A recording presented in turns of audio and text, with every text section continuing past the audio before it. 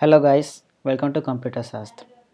हम अपने सी प्रोग्रामिंग को कंटिन्यू करते हुए लेक्चर 6 तक आ गए हैं।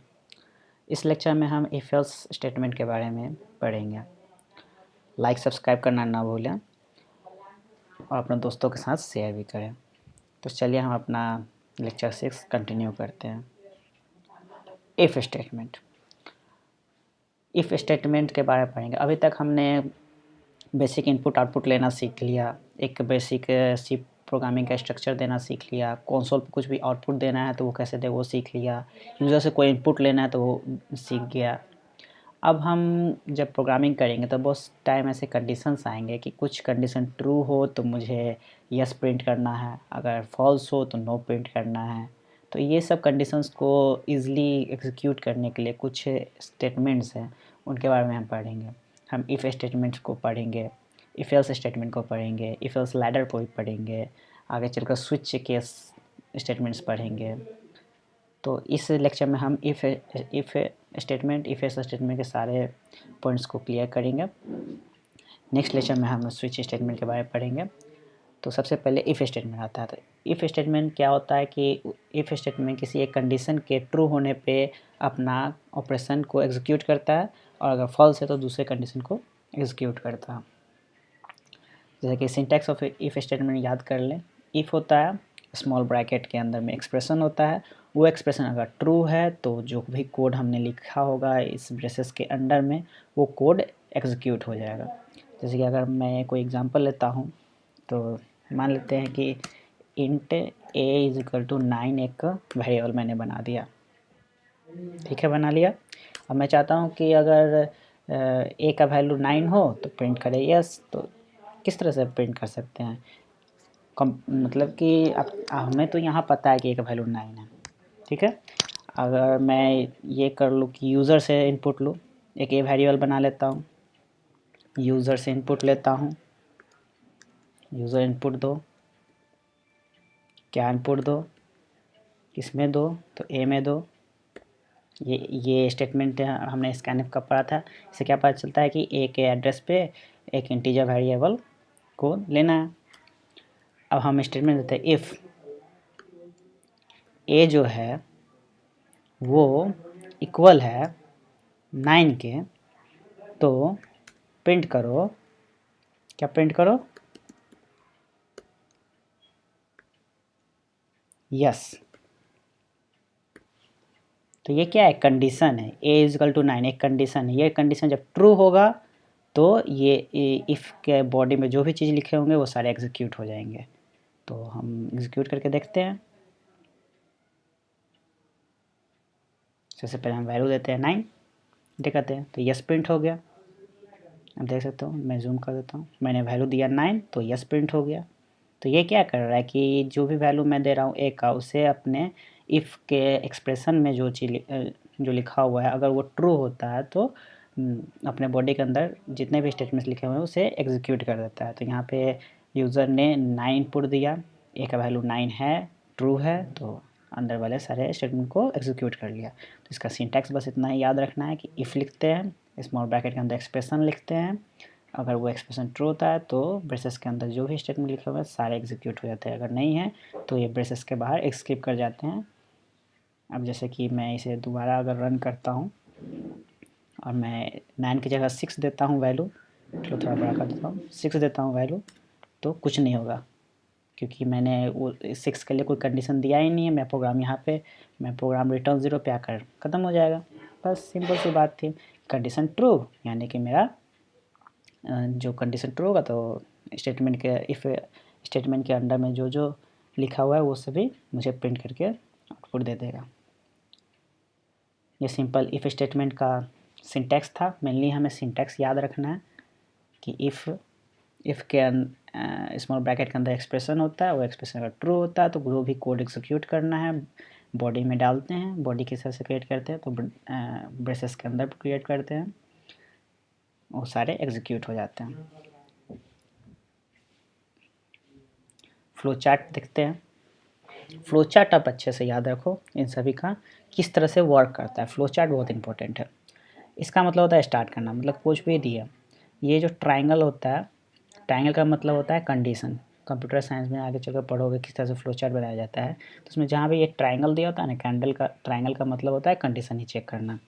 अगर कंडीशन फॉल्स है, जो कंडीशन हमने डाला इफ़ के अंदर में जो एक्सप्रेशन वो कंडीशन है, एक तरह से कंडीशन ही ना हुआ ना कि वो ट्रू हुआ तो कुछ करना है, नहीं ट्रू हुआ तो स्किप कर देना है। तो वो कंडीशन अगर फॉल्स हुआ तो सीधे उस इफ़ स्टेटमेंट के अंदर जितने भी कोड लिखा हुआ है सभी को स्किप कर देगा कंपाइलर और बाहर चला जाएगा, आफ्टर इफ़ के पास चला जाएगा। उस इफ़ कंडीशन के अंदर वो देखेगा भी नहीं क्या लिखा हुआ था। अगर वो कंडीशन फॉल्स है तो बाहर चला जाएगा और उसके आगे का जो भी प्रोग्राम लिखा हुआ है उसे एग्जीक्यूट करेगा। अगर वो कंडीशन ट्रू है तो इफ़ स्टेटमेंट के अंदर जो भी लिखा हुआ है कोड उसे एग्जीक्यूट करेगा। ध्यान रखें, अगर कंडीशन फॉल्स है तो इफ़ स्टेटमेंट को स्किप कर देगा और उस इफ़ स्टेटमेंट के बाहर चला जाएगा और जो भी बाकी का कोड होगा उसे एग्जीक्यूट करेगा। अगर वो कंडीशन ट्रू है तो उस इफ़ स्टेटमेंट के अंदर जाएगा और जो भी स्टेटमेंट लिखा हुआ है इफ़ के कोड के अंदर उसे एग्जीक्यूट करेगा। बस यही फ्लो चार्ट आपको ध्यान रखना है। कंडीशन चेक करेगा, अगर फॉल्स है तो पूरा स्किप कर जाएगा, अगर फॉल्स नहीं है ट्रू है तो उसे इफ़ के अंदर जो भी कोड लिखा हुआ है उसे एग्जीक्यूट करेगा। तो ये फ्लो चार्ट अच्छे से ध्यान रखें। फ्लो चार्ट आपको ध्यान में रहेगा तो आप अच्छे समझ में आ जाएगा। कुछ नहीं है, कंडीशन देखना है, कंडीशन ट्रू है तो उस इफ़ के बॉडी के अंदर जो भी लिखा हुआ है वो एग्जीक्यूट होगा, कंपाइल करेगा और हमें आउटपुट देगा। फॉल्स है तो कुछ नहीं करेगा, उसे स्किप कर देगा। सिंपल सी। चलिए बस इफ़ स्टेटमेंट यही था, सिंपल था। अब इफ़ एल्स स्टेटमेंट, अब हमने तो जिस तरह से यहाँ दे दिया, जैसे कि मैंने ये प्रोग्राम बनाया था कि यूज़र अगर a = 9 इनपुट दे तो यस कर आउटपुट दे। अब यूज़र 6 भी तो इनपुट दे सकता है या कुछ भी इनपुट दे सकता है, तब क्या करें? तब तो हमारा प्रोग्राम कुछ आउटपुट दे ही नहीं रहा है, एंड हो जाए तो ये कुछ अधूरा सा प्रोग्राम लग रहा है। तो इस अधूरेपन को ख़त्म करता है एल्स। कौन ख़त्म करता है? Else statement, if else statement. Else क्या करता है कि इफ़ स्टेटमेंट के अंदर जो भी कंडीशन है वो जिस कंडीशन पे फॉल्स होता है वो फॉल्स होने पर क्या डिफ़ॉल्टली आउटपुट दे वो एल्स कंडीशन बताता है। एल्स के अंदर जो भी कोड हमें लिखेंगे वो हमें वो बताएगा। तो इसका भी सिंटैक्स देख लेते हैं। सिंटैक्स, इफ़ के अंदर एक्सप्रेशन लिखते हैं, वो एक्सप्रेशन अगर ट्रू हुआ तो इफ़ के अंदर का जो भी कोड है उसे एग्जीक्यूट करेंगे। एल्स लिखते हैं, अगर इफ़ का कंडीशन फॉल्स हुआ तो एल्स के अंदर जो भी कोड लिखा हुआ है उसे एग्जीक्यूट करेंगे। बस सिंपल सी बात है। इसका फ्लो चार्ट देखते हैं। सेम वही कंडीशन आएगा, कंडीशन अगर ट्रू हुआ तो इफ़ के अंदर का कोड चलेगा और वो आउटपुट देगा। अगर वो फॉल्स हुआ तो इस बार क्या था कि पिछले बार क्या था इफ़ स्टेटमेंट में कि अगर वो फॉल्स होता है तो इफ़ के कोड को स्किप करके बाहर चला जाता है। बट इस बार जब फॉल्स होगा तो उसके पास एक और चॉइस होगा कि एल्स के अंदर जो भी कंडीशन लिखा हुआ है उसे आउटपुट देने का। तो इस इफ़ एल्स स्टेटमेंट का बेनिफिट क्या है कि आप कुछ ना कुछ एक आउटपुट ज़रूर दोगे। यूज़र को सस्पेंस में नहीं छोड़ दोगे मैंने जो डाला है अपना इनपुट वो क्या है। जिस तरह से यहाँ पे हम ये प्रोग्राम बनाए थे तो यूज़र 6 डाला तो यूज़र को कोई आउटपुट दिखा नहीं, तो वो तो सस्पेंस में है कि मैं डाला वो क्या है, मैंने जो इनपुट दिया वो क्या है, पता ही नहीं चल रहा है। तो ये जो एक सस्पिशियस है ये एक फॉल्ट की तरह मान सकते हैं। तो इस फॉल्ट को दूर करने के लिए एल्स स्टेटमेंट का यूज़ करते हैं। तो इसका फ्लो चार्ट को समझते हैं। सबसे पहले स्टार्ट करेंगे तो कंडीशन चेक करा होगा। कंडीशन अगर ट्रू है तो इफ़ के अंदर का कोड एग्जीक्यूट होगा, अगर फॉल्स है तो एस के अंदर का कोड एग्जीक्यूट होगा और फिर इफ़ के बाद में प्रोग्राम रन करेगा और फिर फिनिश हो जाएगा। ये सिंपल सा फ्लो चार्ट है। तो इस पर प्रोग्राम हम बना कर देखते हैं। जिस तरह से यहाँ पे था इफ़ का हमने लिख लिया था, अब हम एल्स का एग्जीक्यूट करते हैं। ब्रेसेस दे भी सकते हैं, नहीं भी दे सकते हैं। एल्स में लिख देता हूँ printf नो। अब क्या है कि हर एक इनपुट के लिए कुछ न कुछ एक आउटपुट ज़रूर आएगा यूज़र को। अगर वो 9 के इक्वल है तो यस आएगा, अगर वो 9 के इक्वल नहीं है तो नो आएगा। सिंपल सी बात। दोबारा से बिल्ट एंड रन करते हैं। बिल्ट हो गया, इनपुट देते हैं 8, देखिए नो आ गया, नहीं है। अब यूज़र को कुछ ना कुछ आउटपुट हर वक्त मिलेगा ही। आपको अगर नहीं दिख रहा तो मैं बड़ा कर देता हूँ आउटपुट। देखिए मैंने 8 इनपुट दिया, आंसर नो आया। सिंपल सी बात थी। होप करता हूँ इफ एल्स स्टेटमेंट आपको समझ में आ गया होगा। ये सिंपल से इफ एल्स स्टेटमेंट थे। अब इफ एल्स लैडर के बारे में समझते हैं। हम इफ एल्स को साथ में भी यूज़ कर सकते हैं। किस तरह से? पहले फ्लो चार्ट समझते हैं। जैसे कि बहुत टाइम ऐसा होता है कि 2 या 3 कंडीशंस को चेक करना पड़ता है, हर एक कंडीशन पे अलग अलग आउटपुट देना है। जैसे मान लेते हैं मैं एक 1 to 10 का प्रोग्राम ही बनाता हूँ। अगर यूज़र 1 क्लिक करे, इनपुट दे, न्यूमेरिक 1 इनपुट दे, तो उसे आउटपुट इंग्लिश में 1 लिखा हुआ आना चाहिए। अगर वो 2 न्यूमेरिक इनपुट दे तो उसे 2 वर्ड आउटपुट आना चाहिए। 3 दे तो 3, 4 दे तो 4, 5 दे 5, इसी तरह 9 दे तो 9 आउटपुट आना चाहिए। तो ये क्या है? 9 कंडीशंस है। तो 9 कंडीशन, ये भी तो पूरा कंडीशंस है। अब ये समझ में है? कंडीशन, मैंने जो बोला कंडीशंस, ये भी कंडीशन है। तो ये कंडीशन का जो भी है काम, वो हम इफ एल्स स्टेटमेंट से करेंगे। तो यहाँ पे क्या कर रहा है? अभी तक हमने सिर्फ 2 कंडीशन का पढ़ा था, या तो ट्रू हो या फॉल्स हो। एक कंडीशन था, वो अगर ट्रू हुआ तो इफ़ के अंदर का कोड एग्जीक्यूट होगा, अगर वो फॉल्स हुआ तो एल्स के अंदर का कोड एग्जीक्यूट होगा। ठीक है। अब जब 2 से ज़्यादा कंडीशंस पे हमें आउटपुट देना पड़ेगा तो क्या करेंगे? तो हम लैडर बनाएंगे, इफ एल्स का लैडर बनाएंगे। क्या करेंगे? इफ एल्स का लैडर बनाएंगे। तो किस तरह से लैडर बनाते हैं? जैसे कि स्टार्ट किया प्रोग्राम, कंडीशन फर्स्ट को चेक करेगा, अगर वो ट्रू है तो फर्स्ट इफ़ के अंदर जो भी कोड लिखा हुआ होगा उसे एग्जीक्यूट कर देगा और फिर आगे बढ़ जाएगा। अगर वो फॉल्स होगा तो उसके पास और भी चॉइसेस है। अगर वो फॉल्स हुआ तो कंडीशन 2 को चेक करेगा, अगर वो ट्रू हुआ तो उस 2 के अंदर में जो भी कोड लिखा हुआ उसे एग्जीक्यूट कर देगा। अगर वो फिर से फॉल्स हुआ तो नेक्स्ट कंडीशन पे जाएगा, वो ट्रू हुआ तो उसके अंदर का कोड को एग्जीक्यूट कर देगा, अगर वो फॉल्स हुआ तो नेक्स्ट कंडीशन पे जाएगा। ये क्या, एक लैडर की तरह बन रहा है, इसे हम इफ़ एल्स लैडर इसे कहते हैं, एल्स इफ लैडर कहते हैं। तो इसका सिंटेक्स थोड़ा अलग है, इसके बस थोड़ा अलग है। जिस तरह से एक प्रोग्राम मैंने लिखा है उसे आपको दिखा देता हूँ। जैसे कि ये है प्रोग्राम लिखा, एक नंबर दिया जो कि इंट डाटा टाइप का है, उसे इनिशियलाइज किया 0 से, यूज़र को बताया कि आप एक नंबर इंटर करो। यूज़र से मैंने उस नंबर को इनपुट भी लिया। अगर वो नंबर 10 है तो नंबर इज़ इक्वल टू 10 मैं प्रिंट करूँगा। अगर वो नंबर 50 है तो number is equal to 50 print करूँगा। अगर वो नंबर 100 है तो 100 प्रिंट करूँगा। अगर इन सब में से कोई नहीं है तो number is not equal to 10, 50 और 100। ये क्या है कि एक से ज़्यादा कंडीशंस वाला प्रॉब्लम है। ठीक है, ये समझ में है ना? ये एक से ज़्यादा कंडीशन वाला प्रॉब्लम है। तो इस ऐसे क्वेश्चंस के लिए हम इफ़ एल्स इफ़ का यूज़ करते हैं। हम चाहे तो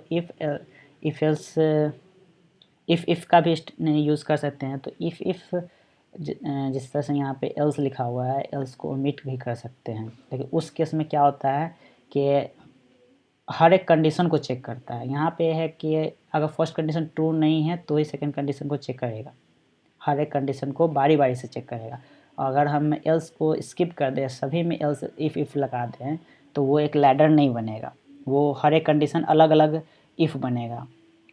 लैडर का बेनिफिट ये होता है कि अगर फर्स्ट कंडीशन ट्रू हो गया तो वो बाकी को चेक ही नहीं करेगा और ये पूरे लैडर को स्किप कर आगे की ओर हमारा प्रोग्राम रन करेगा। समझ में आया? अगर हम एल्स को स्किप कर देते हैं तो हर एक की इफ़ एक इंडिविजुअल स्टेटमेंट बनेगा। हर एक स्टेटमेंट को हमारा प्रोग्राम चेक करेगा और आउटपुट देगा। तो ऐसे प्रोग्रामर आपको सबसे पहले यही समझाया जाता है कि प्रोग्राम आप ऐसा लिखो जो कि सबसे कम रन टाइम में और सबसे कम स्टोरेज लेकर आपका प्रोग्राम रन हो, तभी आप वो प्रोग्राम एक अच्छा प्रोग्राम कहलाता है। तो आप अब समझो, अगर हर एक कंडीशन को बार बार चेक करेगा तो वो तो ज़्यादा टाइम लेगा। अगर मान लेते हैं 50, अगर यूज़र 50 देता है इनपुट, तो हमारा प्रोग्राम कैसे रन करेगा? पहले स्कैन करेगा, फिर पहला कंडीशन देखेगा, नहीं इक्वल तो दूसरा कंडीशन देखेगा, इक्वल हो गया तो बाकी नीचे देखेगा ही नहीं। ठीक, अगर मैं इफ़ दिया रहता, इफ़ हर जगह दिया रहता, एल्स नहीं दिया हुआ था, तो हमारा जो प्रोग्राम है वो पहला इफ़ को चेक करता, दूसरे इफ़ को भी चेक करता, तीसरे इफ़ को भी चेक करता, बाकी जितने इफ़ है सभी को चेक करता, तब आउटपुट देता।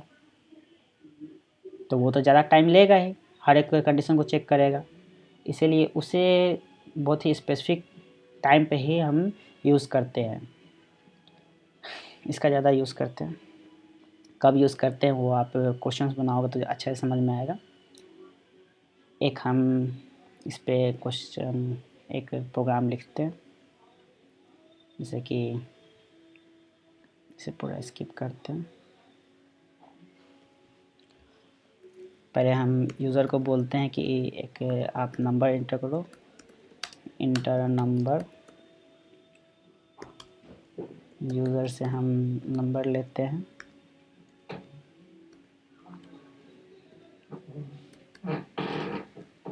ए में पुट करेंगे। अब if a is equal to 1 तो प्रिंट करना है printf 1।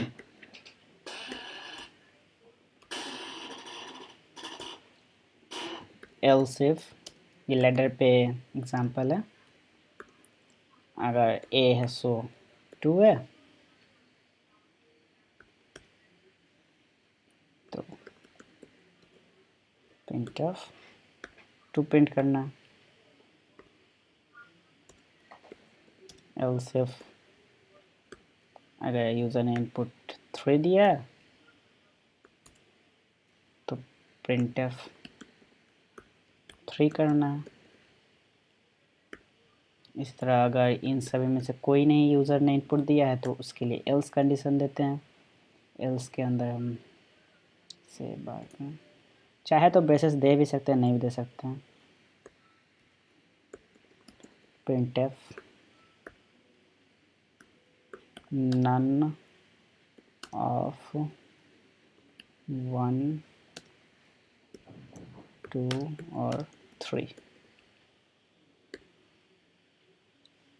तो ये एक लैडर बन गया। ये क्या करेगा, सबसे पहले ए का वैल्यू 1 से मैच करेगा, अगर 1 से इक्वल होगा तो बाकी एग्जीक्यूट करेगा ही नहीं और हमारा प्रोग्राम ख़त्म हो जाएगा, रिटर्न 0 के पास चलाएगा सीधे। अगर ए का वैल्यू 2 होगा तो 2 प्रिंट करेगा, 3 होगा 3 प्रिंट करेगा, इन सब में से कोई नहीं होगा तो एल्स का वैल्यू प्रिंट करेगा। चलिए अपना प्रोग्राम रन करते हैं, बड़ा कर देते हैं, आपको अच्छा से दिखेगा। इंटर नंबर, नंबर हम पुट करते हैं, 1 करते हैं, 1 आ गया। फिर से हम रन करते हैं, इंटर नंबर, नंबर 1 2 3 से अलावा कोई भी प्रिंट करते हैं तो 6 प्रिंट करते हैं। नन ऑफ दी 2 1 2 और 3। आप प्रोग्राम अच्छे से रन कर रहा है। यही है लैडर, हर एक कंडीशन को चेक करते हैं। यही अगर मैं एल्स हटा देता, यहाँ से भी एल्स हटाना पड़ेगा, इसके लिए भी एक इफ़ कंडीशन देना पड़ेगा। If a is not equal to 1 और a is not equal to 2 और a is not equal to 3, तो ये प्रिंट करना था। ये भी प्रोग्राम सेम तरीके से एग्जीक्यूट करेगा, बट इस प्रोग्राम के साथ प्रॉब्लम ये है कि अगर वैल्यू 1 नहीं होगा, 2 नहीं होगा, 3 नहीं होगा, अगर ए का वैल्यू 2 भी होगा फिर भी वो फर्स्ट कंडीशन भी चेक करेगा, सेकंड कंडीशन भी चेक करेगा, थर्ड कंडीशन भी चेक करेगा, फोर्थ कंडीशन भी चेक करेगा। और तो और हमें हर सभी के लिए एक इफ स्टेटमेंट यूज़ करना पड़ रहा है, तो एक और एक्स्ट्रा लाइन हमें लिखना पड़ेगा कंडीशन देने के लिए। जैसे यहाँ मुझे लिखना पड़ा, यहाँ और का जो यूज़ किया है मैंने, नॉट इक्वल टू का यूज़ किया है। ये ऑपरेटर्स है, इनके ऊपर भी एक वीडियो आएगी स्विच के बाद, ये अच्छे से समझ में आएगा। अभी के लिए इसे भूल जाओ, बस मैं समझाने के लिए बोल रहा हूँ कि इफ़ और इफ़ एल्स में, एल्स इफ में क्या डिफरेंस है। तो यहाँ पे ये एक अलग बॉडी है, ये एक अलग बॉडी है, हर एक इफ एक अलग बॉडी है। बट जब हम एल्स इफ करते हैं तो ये सभी एक ही बॉडी हैं, सभी एक दूसरे से कनेक्टेड हैं।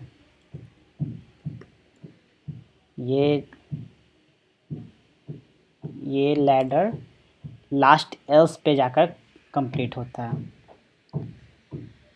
ये एल्स इफ कंडीशन है। अब इस पे छोटी छोटी कुछ बातें हैं कि अगर हम इफ़ स्टेटमेंट के अंदर सिर्फ एक ही स्टेटमेंट लिखना चाह रहे हैं तो हम चाहे तो ये ब्रेसेस को ओमिट कर सकते हैं, हटा सकते हैं। उसी तरह एल्स इफ में भी हम चाहे तो अगर एक ही स्टेटमेंट है तो ओमिट कर सकते हैं, हमारा प्रोग्राम फिर भी सही होगा। थोड़ा क्लीन लग रहा है, रन कर दें।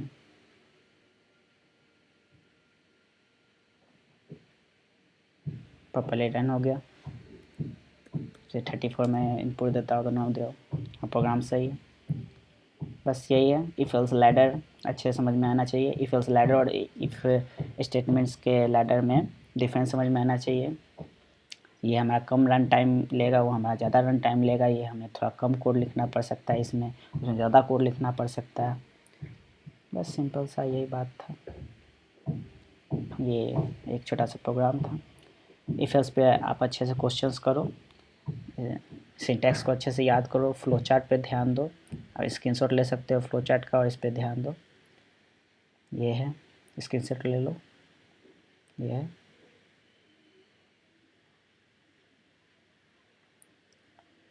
बस इफ़ एल्स ख़त्म। नेक्स्ट वीडियो में हम स्विच केस के बारे में पढ़ेंगे, उनके कंडीशंस जानेंगे, वो कैसे यूज़ होते हैं, उनके सिंटैक्स के बारे में जानेंगे। फिर इफ़ एल्स और स्विच केस के बीच का डिफरेंस जानेंगे। Thank you for watching. Subscribe करना ना भूलें और अपने दोस्तों के साथ शेयर भी करें। Thank you.